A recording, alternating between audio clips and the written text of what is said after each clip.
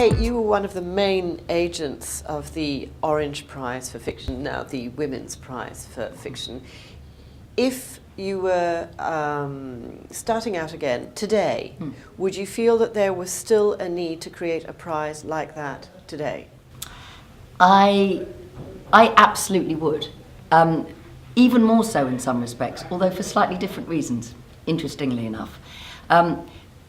It seems to me quite significant that here in Australia, the Stella Prize has just been launched, inaugural year.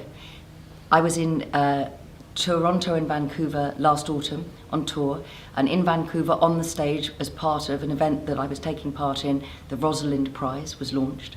I've been involved in helping set up or support a prize in Iceland for writing by women, and in France, and in Greece. And so what I think people are seeing is that although people don't instinctively like the idea of a prize celebrating one group and not another, for me it's about celebrating women. It's not anything to do with leaving men out. It's about celebrating great women's achievements, and it faces outwards for men and women to hear about outstanding books by women.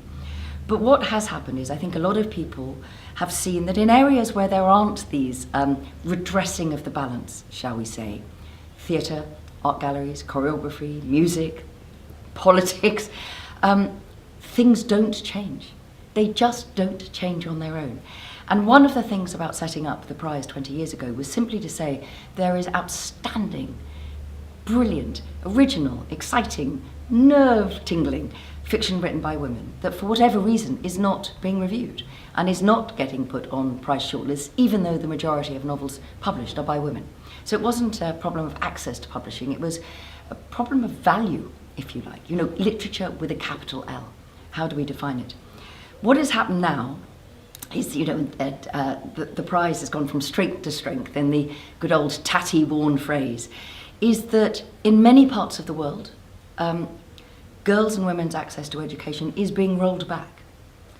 And it is salutary, but a good thing for sort of an old warhorse like me, who's been doing this for 20 years odd, talking about celebrating women, to receive emails from all over the world from women saying, you have no idea how important it is that there is something visible in the world's press saying women's creativity matters.